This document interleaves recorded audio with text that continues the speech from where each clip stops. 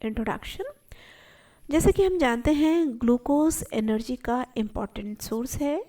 Glucose का जब aerobic catabolism होता है तो उनका मोस्ट जो एटीपी का जो जनरेशन है वो डायरेक्ट पाथवे पे नहीं होता, बल्कि ये एक प्रोसेस है जिसमें इलेक्ट्रॉन जो है एक सीरीज से गुजरते हैं, जिसे हम रिडॉक्स रिएक्शन के नाम से जानते हैं। और ये जो रिडॉक्स रिएक्शन है वो इलेक्ट्रॉन ट्रांसपोर्ट चेन कहलाती है। रिडॉक्स जिसमें कि रिडक्शन और ऑक्सीडेशन दोनों प्रोसेस हो रहे हैं।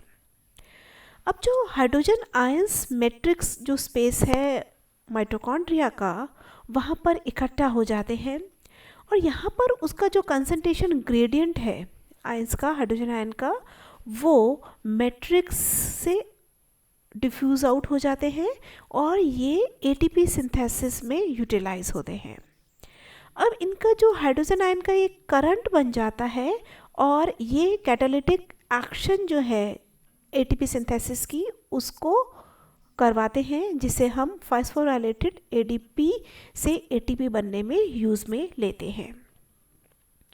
इलेक्ट्रॉन ट्रांसपोर्ट चेन जो है उसके अंदर बहुत सारे कंपोनेंट हैं और उसका जो लास्ट कंपोनेंट है वहाँ पर एरोबिक रेस्पिरेशन होता है और यहाँ पर जो ग्लूकोज का मेटाबॉलिज्म है वहाँ पर एटमॉस्फेरिक ऑक्सीजन को यूज़ में लिया जाता है। ऑक्सीजन जो है वो लगातार डिफ्यूज़ होती रहती है एनिमल टिश्यूज़ के अंदर रेस्पिरेटरी सिस्टम के थ्रू। इलेक्ट्रॉन ट्रांसपोर्ट सिस्टम जो है वो एक रिडॉक्स रिएक्शन है और यहाँ पर जैसे कि हम जानते हैं एक कोई रिले रेस होती है जिसमें एक बकेट भरते हैं फिर दूसरे कंटेस्टेंट को डालते हैं, उसी तरह की एक रिले रेस की तरह है जिसमें से इलेक्ट्रॉन एक कंपोनेंट से दूसरे कंपोनेंट और एक कॉम्प्लेक्स से दूसरे कॉम्प्लेक्स में पास होता है। यहाँ पर हम देख सकते हैं इलेक्ट्रॉन ट्रांसपोर्ट चेन और बहुत सारे जो हाइड्रोजन आयंस हैं उसे हम देख सकते हैं और ये सारे के सारे हाइड्रोजन आयन जो है मैट्रिक्स में जमा हो जाते हैं और इनका ग्रेडियंट जो है वो बहुत ज़्यादा हो जाता है और जिससे कि ये कॉम्प्लेक्स के अंदर एंटर कर जाते हैं। अब हम देखते हैं उसकी लोकेशन कहाँ है। जो सिट्रिक एसिड साइकिल है वो माइटोकॉन्ड्रिया के अंदर होती है और इनके अंदर हाई एनर्जी इलेक्ट्रॉन्स जो प्रेजेंट होते हैं माइटोकॉन्ड्रिया में वो यूटिलाइज होते हैं। अब इलेक्ट्रॉन ट्रांसपोर्ट चेन के रिजल्ट में जो कि माइटोकॉन्ड्रिया के अंदर हो रहा है एटीपी जनरेट होते हैं। माइटोकॉन्ड्रिया एक डबल मेम्ब्रेन ऑर्गेनेल है और इसकी जो आउटर मेम्ब्रेन और इनर मेम्ब्रेन है उसके अंदर फोल्डेड मेम्ब्रेन होती है जिसे हम क्रिस्टी के नाम से जानते हैं। यहाँ पर दो कंपार्टमेंट होते हैं माइटोकॉन्ड्रिया में, एक मैट्रिक्स और दूसरा inter membranes space. Outer membrane जो है वो हाईली परमेबल होती है आयंस के लिए और इसमें बहुत सारे एंजाइम्स होते हैं जो कि सिट्रिक एसिड साइकिल के लिए ज़रूरी होती है। और इनर मेम्ब्रेन जो होती है वो इम्परमेबल होती है और इसमें बहुत सारे जो आयंस होते हैं जिसमें कि अनचार्ज मॉलिक्यूल्स, इलेक्ट्रॉन ट्रांसपोर्ट चेन और एटीपी सिंथेसिस एंजाइम्स जो हैं वो प्रेजेंट होते हैं। इलेक्ट्रॉन ट्रांसपोर्ट चेन जो कि माइटोकॉन्ड्रिया की है वो डिपेंड होती है उसकी जो लोकेशन माइटोकॉन्ड्रिया पर और यहाँ पर बहुत सारे इलेक्ट्रॉन ट्रांसपोर्ट चेन प्रेजेंट होती हैं। इंटरमेम्ब्रेनस स्पेस जो है उसके अंदर बहुत सारे एंजाइम जैसे कि एडेनाइल काइनेज और मैट्रिक्स के अंदर ATP, ADP, AMP, NAD, NADP और बहुत सारे एंजाइम्स के अलावा आयंस जैसे कैल्शियम आयन और मैग्नीशियम आयन भी प्रेजेंट होते हैं। तो ये सारे के सारे कंपोनेंट इलेक्ट्रॉन ट्रांसपोर्ट चेन में यूटिलाइज होते हैं। इलेक्ट्रॉन ट्रांसपोर्ट चेन में 4 कॉम्प्लेक्सेस होते हैं और ये प्रोटीन के बने हुए होते हैं जिसे हम कॉम्प्लेक्स 1, 2, 3 और 4 के नाम से जानते हैं। और ये चारों के चारों जो कॉम्प्लेक्सेस हैं इन वो आपस में एसोसिएटेड रहते हैं और एसेसरी इलेक्ट्रॉन कैरियर की तरह ही ये काम करते हैं और एक क्योंकि आपस में जुड़े हुए होते हैं तो एक चेन की तरह काम करते हैं और इलेक्ट्रॉन एक से दूसरे कॉम्प्लेक्स में पास होते हैं। इलेक्ट्रॉन ट्रांसपोर्ट चेन जो है वो मल्टीपल कॉपीज़ में इनर माइटोकॉन्ड्रियल मेम्ब्रेन के अंदर प्रेजेंट होती है, प्रोकैरियोटिक एंड यूकैरियोटिक मेम्ब्रेन में, लेकिन प्रोकैरियोट्स में ये प्लाज्मा मेम्ब्रेन के अंदर प्रेजेंट होती है, जबकि यूकैरियोट में ये माइटोकॉन्ड्रियल इनर मेम्ब्रेन में प्रेजेंट होती है। इलेक्ट्रॉन ट्रांसपोर्ट चेन जो प्रोकैरियोट है उसके अंदर जो ऑक्सीजन है कुछ के अंदर रिक्वायर्ड नहीं होती, क्योंकि वो एनारोबिक कंडीशंस के अंदर रहते हैं। इलेक्ट्रॉन ट्रांसपोर्ट चेन का जो कॉमन फीचर है वो प्रोटॉन पंप है, जो कि प्रोटॉन ग्रेडियंट जो है वो क्रिएट करता है पूरी मेम्ब्रेन के अक्रॉस। यहाँ पर हम देख सकते हैं इलेक्ट्रॉन ट्रांसपोर्ट चेन और किस तरीके से चारों के चारों कॉम्प्लेक्सेस को हम देख सकते हैं और किस तरीके से इसमें से इलेक्ट्रॉन पास होते हैं।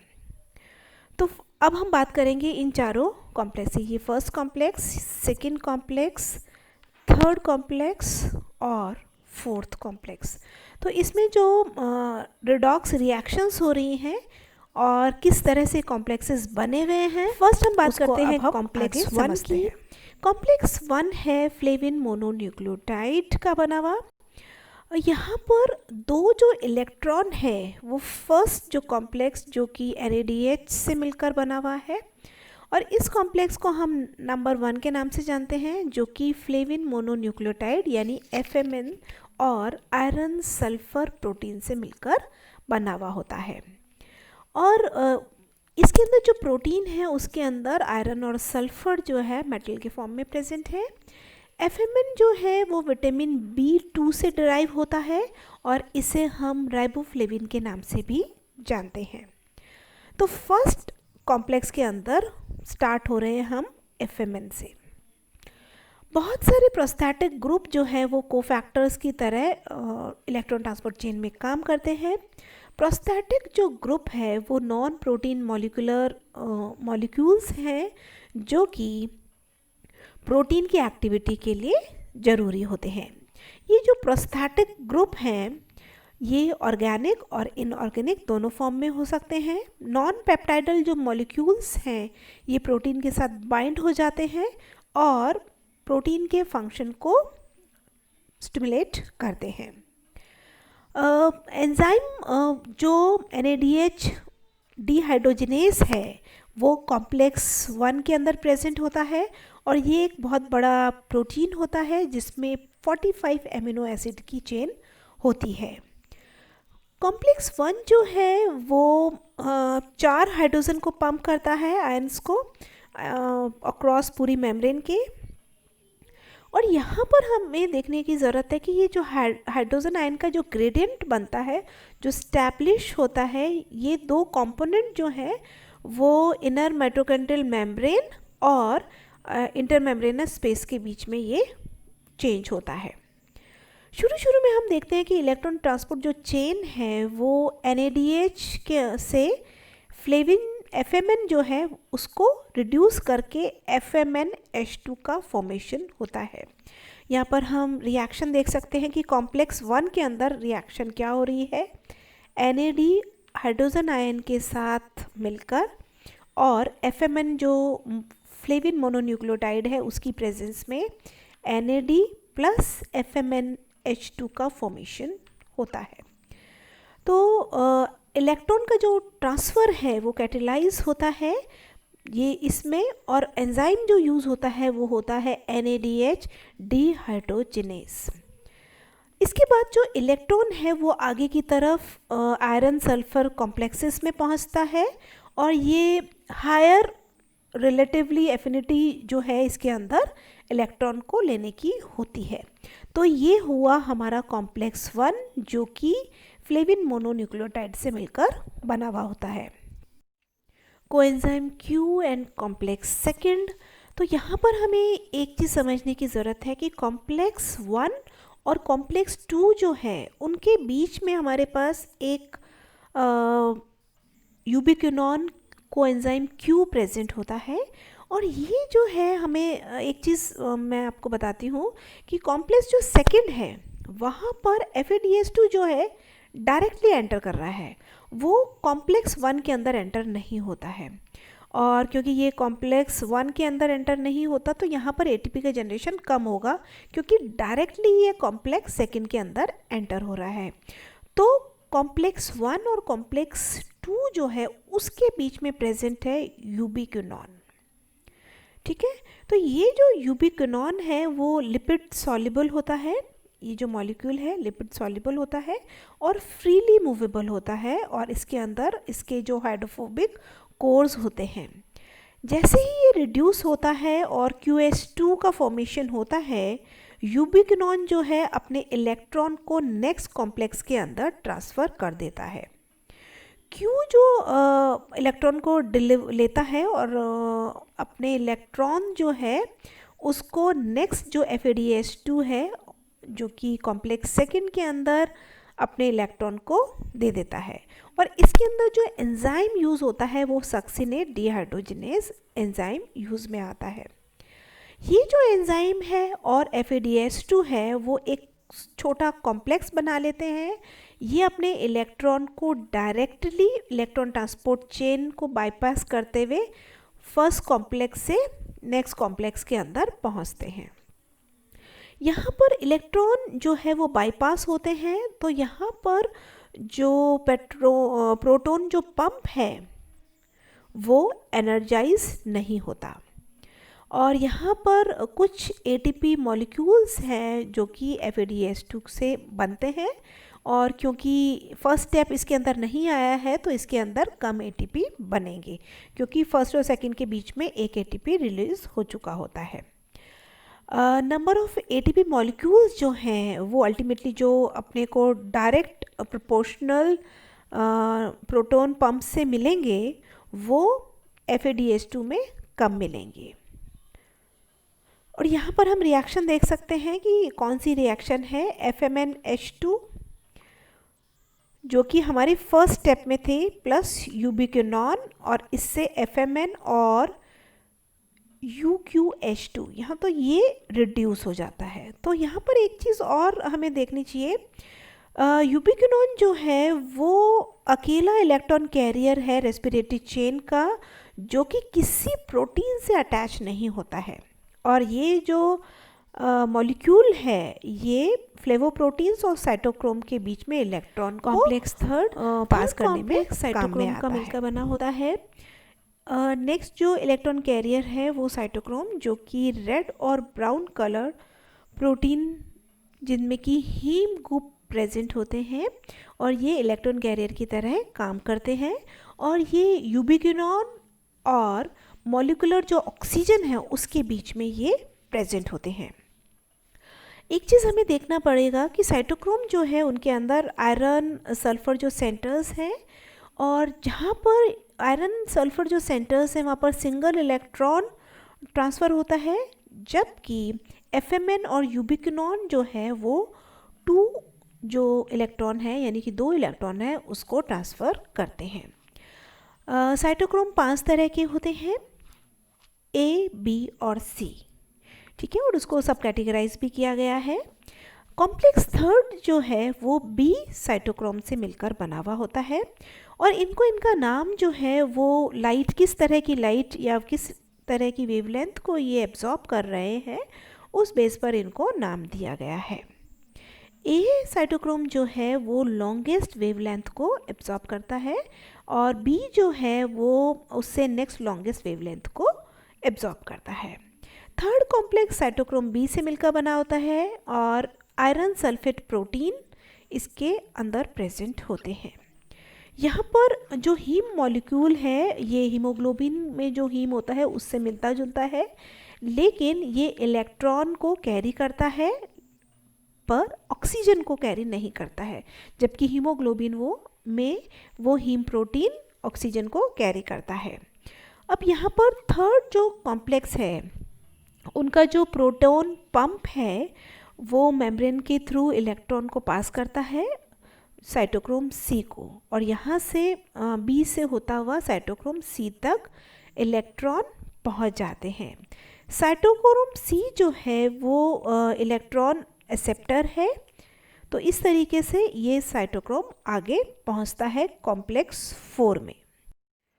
कॉम्प्लेक्स 4 फोर्थ जो कॉम्प्लेक्स है वो साइटोक्रोम C, A और A3 से मिलकर बना होता है, और इन तीनों कॉम्प्लेक्सेस जो हैं इनके अंदर हीम यानी कि आयरन और कॉपर जो होता है वो आयंस प्रेजेंट होते हैं। और साइटोक्रोम जो है ये वाला साइटोक्रोम वो ऑक्सीजन को टाइटली पकड़ के रखता है जब तक कि आयरन और कॉपर आयन जो है ऑक्सीजन को कम्प्लीटली रिड्यूस नहीं कर देते। और ये ऑक्सीजन जो रिड्यूस्ड है ये दो हाइड्रोजन आयन के साथ मिलती है और पानी के मॉलिक्यूल्स यानी H2O के मॉलिक्यूल्स को बनाती है। तो इस तरीके से हाइड्रोजन आयन जो है उनका रिमूवल होता है सिस्टम से, और ये जो पूरा का पूरा प्रोसेस है उसे केमी ऑस्मोसिस के नाम से हम जानते हैं। यहाँ पर इलेक्ट्रॉन ट्रांसपोर्ट चेन किस तरह से एक कॉम्प्लेक्स से दूसरे कॉम्प्लेक्स के अंदर एंटर करती है और अल्टीमेटली कहाँ पर हमारे पास एटीपी का फॉर्मेशन होता है। यहाँ पर हम फर्स्ट देख सकते हैं NADH वाला कॉम्प्लेक्स, फर्स्ट जो FMN का मिलकर बना हुआ है, यहाँ पर NAD का फॉर्मेशन हो रहा है। सेकेंड जो कॉम्प्लेक्स है इसमें डायरेक्ट FAD एंटर करता है, तो यहाँ पर जो हमारे पास ATP का जनरेशन हुआ है वो यहाँ पर FAD जब रिड्यूस होगा तब नहीं होगा हमारे पास, है ना। तो FAD सेकेंड कॉम्प्लेक्स में डायरेक्ट एंटर कर रहा है FADH2 और इसका फॉर्मेशन हो रहा है FAD। यहाँ पर यूबिक्विनोन कोएंजाइम Q जो कि सेकेंड और थर्ड जो साइटोक्रोम है उसके बीच में ये प्रेजेंट होता है कॉम्प्लेक्स के बीच में। यहाँ पर साइटोक्रोम C प्रेजेंट है और यहाँ पर क्योंकि थर्ड जो कॉम्प्लेक्स है वो साइटोक्रोम B का मिलकर बना है, फोर्थ जो कॉम्प्लेक्स है वो A और A3 से मिलकर बना हुआ है। तो इस तरीके से ये जो कॉम्प्लेक्स हैं यहाँ पर लगातार रिडॉक्स रिएक्शंस हो रही है और अल्टीमेटली लास्ट में हमारे पास वाटर का मॉलिक्यूल केमिओस्मोसिस। केमिओस्मोसिस ये प्रोसेस है जिसमें जो हाइड्रोजन आयन है वो पंप होते हैं और जो रिडॉक्स जो रिएक्शन सारे कॉम्प्लेक्सेस के अंदर हो रही है, चारों कॉम्प्लेक्स के अंदर, उससे एनर्जी रिलीज़ होती है और ये जो एनर्जी है अक्रॉस मेम्ब्रेन वो एक ग्रेडियंट बनाती है। दोनों तरह के ग्रेडियंट इसके अंदर बनते हैं, इलेक्ट्रिक ग्रेडियंट और कंसंट्रेशन ग्रेडियंट, जिससे कि आयन इधर उधर मूव होते हैं। अगर मेम्ब्रेन जो है उसके अंदर डिफ्यूज़न आयन का हो रहा है, ओपन हो गया है, ये वापस डिफ्यूज़ बैक हो जाते हैं मैट्रिक्स के अंदर और ये हो रहा है इलेक्ट्रोकेमिकल ग्रेडियंट के कारण। आयंस जो है वो डिफ्यूज़ नहीं हो सकते नॉन पोलर रीजन के अंदर क्योंकि जो फॉस्फोलिपिड की जो मेम्ब्रेन है उसके अंदर आयन चैनल ज़रूरी है इनको डिफ्यूज़ करने के लिए। इसके अलावा हाइड्रोजन आयन जो है मैट्रिक्स के अंदर, मैट्रिक्स का जो स्पेस है उनके अंदर ये पास हो जाते हैं इनर माइटोकॉन्ड्रियल मेम्ब्रेन के, वो इंटीग्रल मेम्ब्रेन प्रोटीन्स के, जिसे हम ATP सिंथेस के नाम से जानते हैं। एक चीज़ ध्यान देने की ज़रूरत है, ये जो कॉम्प्लेक्स प्रोटीन है वो एक जनरेटर की तरह काम करते हैं और एक फोर्स क्रिएट करते हैं जिससे कि हाइड्रोजन जो आयन है वो डिफ्यूज़ हो जाते हैं और इस तरीके से इलेक्ट्रोकेमिकल ग्रेडियंट बनता है और अल्टीमेटली सारे के सारे जो हाइड्रोजन आयन जो हैं वो यूटिलाइज होते हैं पूरे चैनल्स में। यहाँ पर हम देख सकते हैं कि किस तरह चारों कॉम्प्लेक्सेस के अंदर हाइड्रोजन आयन जो हैं वो रिलीज़ हो रहे हैं। फर्स्ट कॉम्प्लेक्स में 4 हाइड्रोजन आयन, थर्ड कॉम्प्लेक्स में 4 हाइड्रोजन आयन और फोर्थ जो कॉम्प्लेक्स है उसमें 2 हाइड्रोजन आयन रिलीज़ हो रहे हैं। और एक चीज़ हमें देखने की ज़रूरत है, जो माइटोकॉन्ड्रियल मेम्ब्रेन है उसमें ATP सिंथेस जो है वो ATP जनरेशन का काम कर रहा है, ADP से ATP बने यानी कि फॉस्फोराइलेशन इसका हो रहा है। और यहाँ पर पूरी की पूरे जो इलेक्ट्रॉन ट्रांसपोर्ट चेन जो है उसके अंदर अल्टीमेटली फाइनल जो रिसेप्टर है वो ऑक्सीजन है और ऑक्सीजन वाटर मॉलिक्यूल बना रही है हाइड्रोजन आयन के साथ। Transfer of electron from cytochrome C to molecular oxygen. अब फाइनल जो स्टेप्स है वो इलेक्ट्रॉन ट्रांसफ़र है, वो कैटेलाइज करता है कॉम्प्लेक्स 4 को और यहाँ पर जो इलेक्ट्रॉन है वो साइटोक्रोम C के अंदर मॉलिक्यूलर जो ऑक्सीजन है उसको इलेक्ट्रॉन देता है। जैसे कि हम जानते हैं कि आयरन वाला जो साइटोक्रोम C है वो ऑक्सीडाइज होकर Fe3 बनाता है और यहाँ पर एनर्जी रिलीज होती है और यहाँ पर जो प्रोटॉन जो पंप है वो अक्रॉस यूज़ होता है और इस तरीके से फाइनली हमारे पास एक वाटर मॉलिक्यूल और एटीपी का जनरेशन होता है। The end product of electron transport chain.